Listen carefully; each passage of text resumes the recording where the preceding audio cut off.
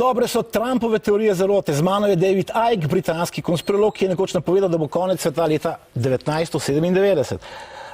So, we're still alive. I'm still alive.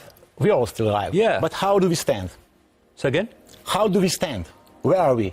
Well, as I've been writing in my books for nearly 30 years now, we're heading into a global state that more and more mirrors what George Orwell was writing about in 1984 and Aldous Huxley. And what Aldous Huxley was writing about in Brave New World. And it's becoming more and more obvious as our freedoms are taken away, as our ability to have freedom of expression is taken away, as we've seen with this latest WikiLeaks batch of leaked files. People are being watched through their televisions, through their smart TVs, and recorded through their smart TVs in their own living rooms. We're having knowledge now that the CIA has been working to hack into car computer systems to create what they call almost indetectable assassinations. And what's starting to happen is the veil is lifting on the scale of control, gathering control that we're being subjected to. And here's a question about the smart TVs. Why on earth are Samsung, for instance, putting microphones and cameras into televisions? Why are we moving now into a direction of driverless cars, which make no mistake, will be compulsory eventually? That's the idea, which can be controlled through their computer system even more effectively than the computer systems in cars now. Why do we need driverless cars? Why do we have cameras and microphones in televisions? The answer is they're there, and there's back doors into smartphones and back doors into this other smart technology, which again has come to light, which are left there so that this surveillance can take place. And what I've found on this world speaking tour since last summer, 2016, going to Australia and America and all around Europe, is more and more people, more than I've ever seen before, are starting to lift their eyes up from the game show and the sport and say, hold on a minute, what's going on? And it's about time we did, because it's been going on in the background for so long, getting more and more extreme, and at last people are beginning to see it. But some people now, at least in America, but all over the world, think that Donald Trump is alternative. Is a? That he is alternative to that. An alternative? Yeah.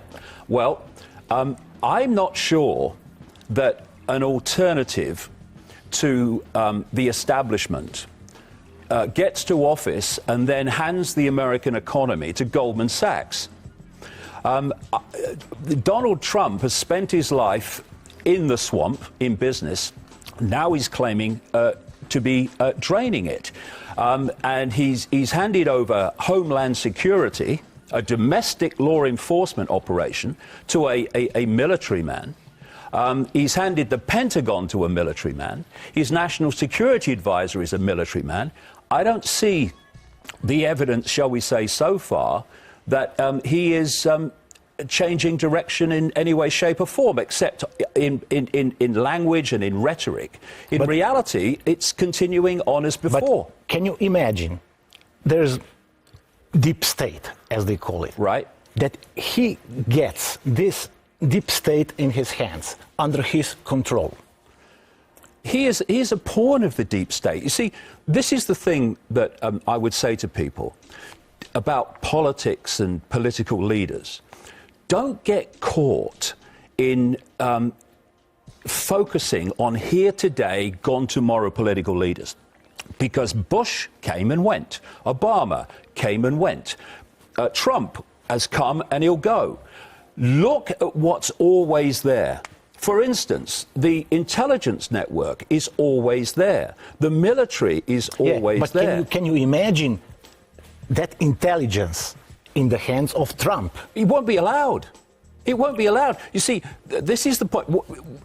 It's interesting to me that after I've been talking about these networks for 30 years that actually are always there and actually pushing society in a certain direction while the politicians come and go and people get mesmerized by them. But we're now having, even in the mainstream media, you've just used the phrase, deep state. So what is this deep state? What controls this deep state? What creates a situation that no matter who is in power, whether it's this party or that party, this leader or that leader, the same agenda keeps unfolding. There's obviously a force of control and manipulation that is the constant. And I'll give you an example of what I mean. In the year 2000, an organization in America called the Project for the New American Century, made up of people like Dick Cheney, Donald Rumsfeld, Dov Zakheim, who became the comptroller of the Pentagon, Paul Wolfowitz and others, called neocons. They produced a document in September 2000 calling for the next American administration to embark on multiple theater wars to regime change in a list of countries. Those countries included Iraq, Iran, Libya, Syria, and others. This group of people that produced that document then came to power with Bush in January 2001. And one of the things they said in this document is that to justify these multiple theater wars and these regime changes, they needed what they called a catastrophic and catalyzing event like a new Pearl Harbor, right? 9 months after they come to power with Bush, America had what Bush called at the time the Pearl Harbor of the 21st century.